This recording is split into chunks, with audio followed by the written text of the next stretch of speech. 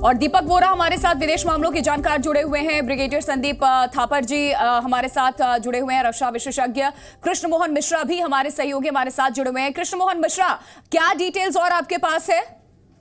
आज पूरा दिन जैसा कि आपने अभी बताया डिप्लोमेसी पे आधारित रहेगा। तीनों घटनाएं बहुत महत्वपूर्ण हैं। रूसी राष्ट्रपति पुतिन का चीन पहुंचना और चीन से बातचीत करना, ऋषि सुनक तुर्की से बात करेंगे, जो बाइडेन कल पहुंचेंगे। इस बीच नेतन्याहू ने पुतिन से भी बात की।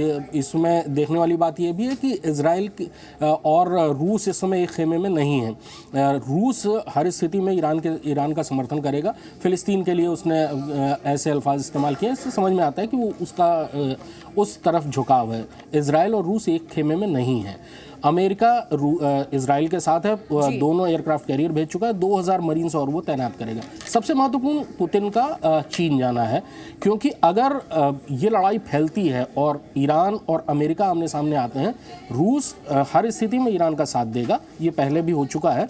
और रूस क्या चीन को अपने खेमे में लाने के लिए या भविष्य की रणनीति निर्धारित करने के लिए गया है, ये देखने वाली बात होगी। वो जब उनका ज्वाइंट स्टेटमेंट होगा उसके टोन से समझ में आ जाएगा कि आखिरकार स्थितियां क्या हैं। लेकिन ये लड़ाई सबके लिए बहुत विनाशकारी होगी अगर ये लड़ाई आगे बढ़ी तो, और ये लड़ाई अगर फैली तो।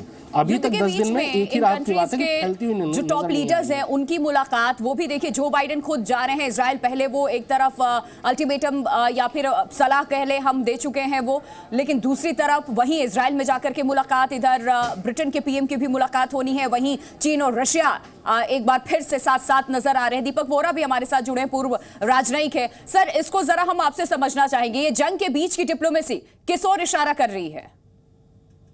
हमारी मैम बहुत अच्छा लगता है आपके साथ मिसिंग, जब आपके चैनल पर होता है बहुत कुछ सीखने को मिलता है। और साथ में अभी मिश्र साहब बोले हैं और फिर ब्रिगेडियर साहब भी हैं, इनकी जानकारी मुझसे कहीं ज्यादा। अब मैं आपको बता देता हूँ, जंग लड़ी जाती है मैदान में और खत्म होती है टेबल के इर्द गिर्द। जब सिपाहियों को हम कहते हैं टाइगर लोग अब आप बैठ जाओ, अब हम डिप्लोमेट्स हैं, हमारा ये तजुर्बा है, हम इसको संभालेंगे, अब इसका हम सोल्यूशन ढूंढेंगे। मैं कुछ चीजें मैं बताना चाहता हूँ स्पष्ट रूप से।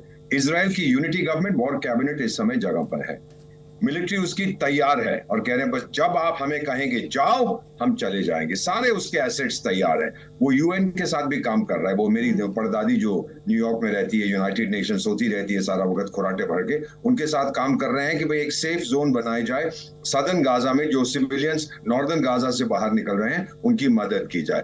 यूएस का दूसरा second battle carrier group, naval group वहां पहुंच गया है।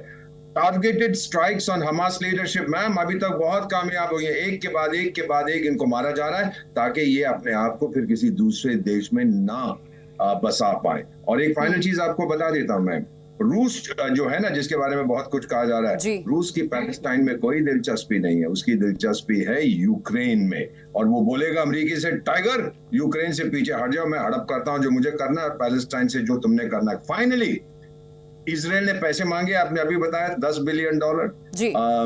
यूनाइटेड स्टेट से क्यों मांगे हैं मैं आपको बताता हूं।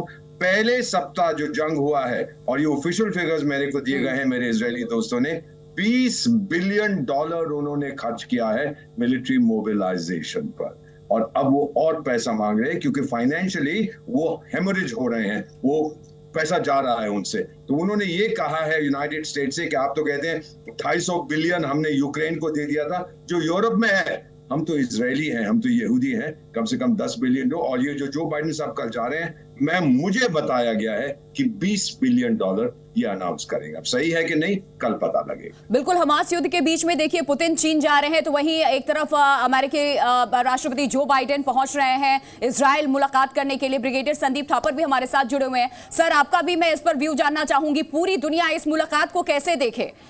तमाम टॉप लीडर्स जो हैं, जो जंग छिड़ी हुई है, जंग के बीच में एक तरफ हमने देखा अमेरिका का स्टैंड कैसे था, रशिया को लेकर के खुल करके तमाम देशों को वो आह्वान कर रहा था कि आप इस चीज का विरोध कीजिए। खुद उसने भी विरोध किया था। ब्रिटेन का भी रुख हमने देखा था यूक्रेन को लेकर के। एक तरफ अब दो धड़ों में जो विश्व बटी हुई है और सुपर पावर्स जो कंट्री हैं, उनके लीडर्स की ये मुलाकात इस जंग के बीच में किस ओर इशारा करती है? देखिए, ये सब एक्सपेक्टेड लाइंस पे है। जिसको सपोर्ट करता आया है वो उसी को सपोर्ट कर रहा है। इसमें कोई नया एलिमेंट नहीं है। अब ये जंग किस ओर जाती है वो डिपेंड करता है। कुछ ऐसे मुल्क हैं वो क्या एक्शन लेते हैं। जैसे ईरान ने क्या एक्शन लेता है। ईरान ने स्टेटमेंट दिया उसके फॉरेन मिनिस्टर में कि हम प्रीएम्प्टिव अटैक कर सकते हैं या हो सकता है। उसके अलावा हिज़्ब कैसे रिएक्ट करता है। छुटपुट हरकतें हुई हैं, लेकिन कितने लेवल तक लेबनान इसमें जाता है और बाकी वेस्ट एशिया मुल्क कितना सपोर्ट करते हैं हमास को। जो हमास ने किया वो सपोर्ट करने लायक नहीं है। लेकिन जब बात लड़ाई की आती है तो कलेक्टिव अरब वर्ल्ड एक तरीके से इकट्ठा हो सकता है। लेकिन है कुछ मुल्क जो अभी जिन्होंने साइड नहीं ली है, जिन्होंने हमास की या पैलेस्टाइन की साइड नहीं ली है। लेकिन धीरे धीरे जैसे बढ़ेगा, मुझे लगता है अगर ईरान कुछ एक्शन करता है तो ये युद्ध बढ़ सकता है, या इजराइल अगर प्रीएम्प्टिव करे इन मुल्कों के ऊपर तो ये युद्ध बढ़ सकता है और ये रीजनल कॉन्फ्लिक्ट हो सकती है। लेकिन अभी तक इसके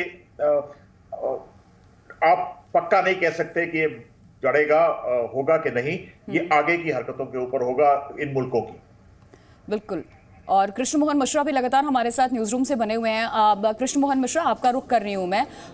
इस युद्ध को अब आगे किस तरीके से हम देखें इस मुलाकात के बाद? खास करके देखिए, हमेशा से जब भी युद्ध हुआ है विनाशकारी रहा, और कितने वक्त से हमने देखा रशिया और यूक्रेन के बीच में जो जंग छिड़ा हुआ था, जिस तरीके से तस्वीरें वहां से सामने आई, सब कुछ ध्वस्त होने के बाद भी ना यूक्रेन पीछे हटने को तैयार था, ना रशिया जैसी कंट्री जो इतना स्ट्रांग है डिफेंस के मामले में भी और हथियारों से लैस है, यूक्रेन पे बमबारी करता रहा, यूक्रेन भी जवाब देता रहा। आज तक वो युद्ध जारी है, अभी तक खत्म नहीं हुआ, और ये दूसरा युद्ध इजराइल भी।